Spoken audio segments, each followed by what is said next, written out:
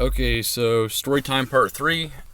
Man, I'm on a roll, but I think I've got gosh. These stories, as I tell them, I feel like I keep getting more stuff to say. So I guess, I don't know how, I'm not like purposely doing this one a day, but so far that's what's happening. Because like when I do one, I expect that to be the last one, but then the next day, there's just something else I want to say. And I think I'm just gonna go because you had the wedding feast, and then right afterwards he cleared the temple. So I'm just gonna take the book of John, just go through it. And so this one, like the second one, I didn't know as much about the second one as the first one, and this one I don't really know as much about as the prior two I did, but because it's really short. Basically, it takes place basically the day, I think it's the day after he clears the temple, because that day was supposed to be right before Passover, and then what happens next is during Passover. So what happens, okay, let me see where to start with this. Okay, so you remember how I was talking about when Jesus was a teenager, how he would give people clean water and they wouldn't die, and also how he kept it to himself, he was secret. So he's always been not reclusive, but he's never really wanted to be out in public. Like, that's not something that comes to him naturally. It's just something he does because he needs to do it for some other purpose. And so he's obviously not shown what some of the abilities he has up to this point, up until clearing the temple. Because you think, like, when he's his first coming out, when would he perform his first miracle publicly? And the answer is he didn't have to, because of what happened in the temple. He's now a public figure.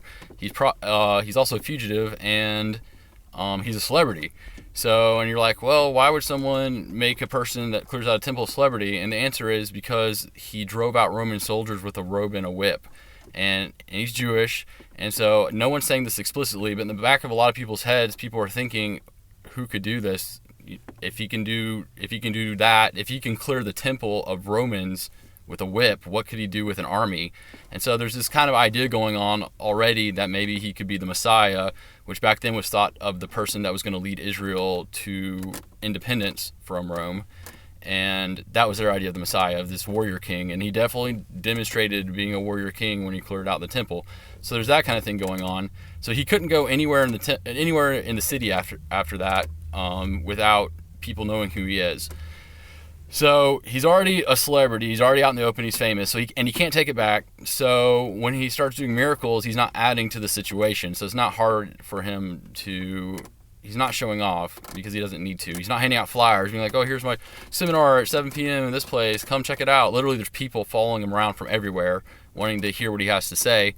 And now that the cat's out of the bag, he just starts doing what he can do. It's like, to everyone watching him, he's performing miracles. But for him, he's just doing what he's always done. But just nobody ever knew about it.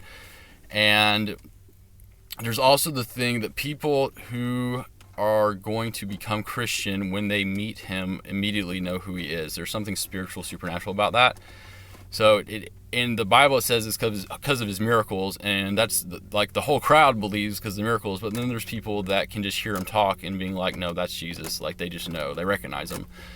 And this takes place during Passover. And the question that I asked God was like, why didn't he get arrested afterwards? And there was a couple things going on, and one of them is that during Passover, the city, Jerusalem's just flooded with people from all across, Israel and probably the Middle East or whatever.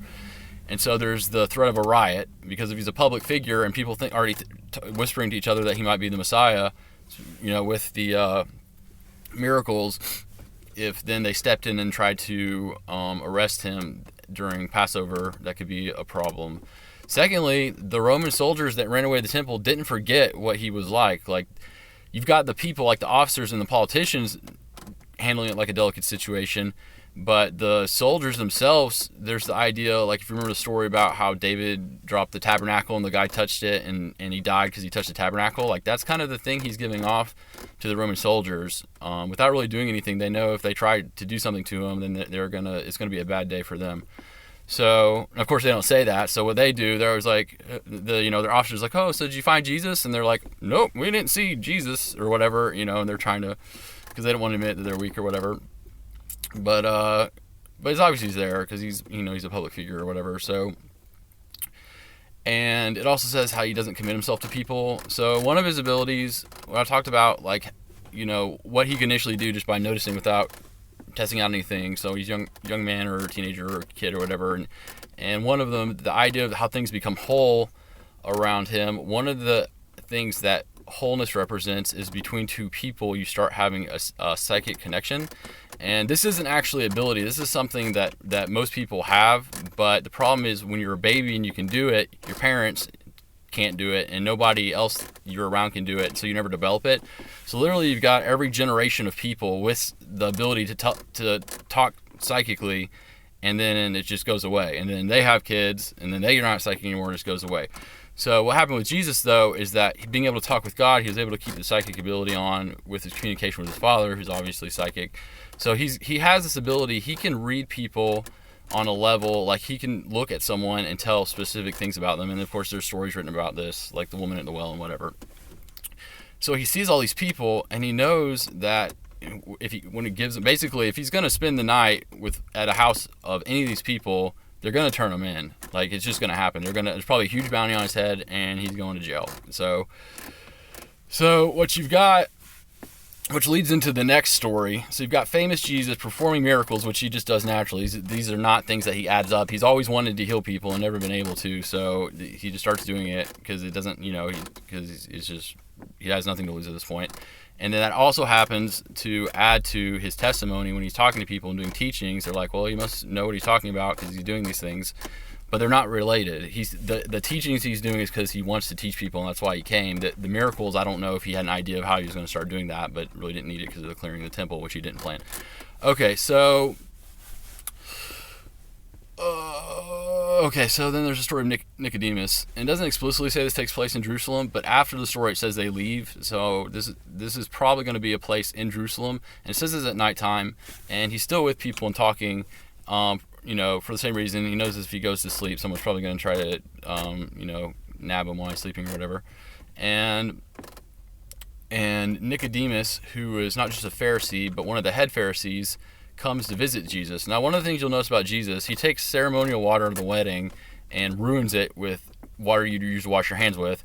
In the second video, he goes to the temple, and based off his reactions, obviously he's never done a pilgrimage to do Passover at the temple. So he gives no credence to the religious tradition. Like, he just doesn't care. It's obvious he doesn't care. And the reason he doesn't care, because it goes back to his ability to read into people, and he can read people that are supposed to be the religious people and see that they're not any better than anybody else. And he probably finds people that are really good people that could be considered someone that might take up that role, and they're probably not going to be, they wouldn't be in the religious role, because the bad people will take over the religious role, and then the good people just don't care. They're not going to put forth the extra effort because the bad people want it so bad. So he sees through it right at the beginning, probably before he's a teenager. He knows it's all bullshit, and doesn't mean he doesn't learn the Torah and all that stuff, but he's not about any of the other stuff. And so when Nicodemus comes, you think he would be like, oh yeah, you're a Pharisee, blah blah blah, but quite the contrary. Even though it's nighttime, so Nicodemus is, by the way, this actually shows that he is not. His friends don't know he's there. So he's actually curious about Jesus, but he had to wait for a time he could sneak out and go meet Jesus without anyone else knowing, so he doesn't lose social standing. Because the Pharisees already hate Jesus. You think Jesus... The Pharisees, the beginning of the Pharisees, I don't know if they want to kill him at this point, but you have to understand, when he clears out the temple, who are going to be the most pissed off people about that? It's going to be the priests. Like, the Romans won't be... the Romans will care, he didn't damage anything. Maybe they lose commerce. That's not true. They probably lost taxes from that. But anyway, so the priests are already pissed off about him. So now Nicodemus is going to visit him. He can't tell his friends, oh, that guy that just wrecked the temple yesterday? I'm going to go see if he has anything cool to teach. And he does that because of Jesus' miracles. So he knows Jesus isn't just some random outlaw. He definitely has something to teach. So he goes, and Jesus does start teaching him. And like, for example, when he said you have to be born again, because Nicodemus it's like, I can tell you're from God, and Jesus is like, no, you can't. Like, you have to, in order to recognize the kingdom, you have to be born again, and so you don't recognize me, I guarantee it. And he's like, and normally that would be all he would say, but Nicodemus actually followed up with a question. It's like, how does a person get born again when they're old or whatever? And And Jesus answers it honestly. He's like, okay, so you want to learn more about this. So you've asked the question, and he starts answering again. He's like, okay, so there's physical birth and then spiritual birth, and so obviously you need a spiritual rebirth in order to, be aware of like the kingdom and what actually is real and things like that. He didn't say all that, but the Bible paraphrases it. But basically, he went in, so he's actually teaching Nicodemus, who's asking honest questions, or he thinks he is, and he mentions about how the Holy Spirit's like the wind, because you don't know where it comes from or where it goes, and he's hinting subtly that he doesn't know if Nicodemus is going to betray him or where Nicodemus is coming from, because it's the middle of the night. He just snuck out, and so he's like kind of by himself. There's that kind of thing going on, and Nicodemus takes the bait and is like, how can all this stuff be? Which is a sign of unbelief. Now this pisses off Jesus, because what Nicodemus, when he asks how can this be, what's happening in his head, and Jesus can see all this because he can see in the minds of people, Nicodemus is like basically judging Jesus as a one-man, circus show. Like, okay, he can do miracles, but he's not part of the Pharisees, and the Pharisees are the shit. Like, it's the institutionalized religion, so he's not part of that. He's not as cool as we are, so I'm not going to take him seriously, because if you took him seriously, he wouldn't have asked that question. So he disrespected Jesus when he's asked that, and Jesus responded from being disrespected and basically disrespected him back, being like, so instead of being nice about answering his questions, he's like, you should already know this. Like, you say you're the big boss. Okay, you're the big boss. Why don't you know any of this? And then he's like, I'll tell you why you don't know this, because only one person can know this. And he doesn't say it's him, but he says the Son of Man or whatever. So he's alluding to it's him. So anyone that has faith and actually, see the kingdom like we was talking about will know that Jesus is talking about himself. But at this point, Nicodemus probably doesn't understand anything he's talking about.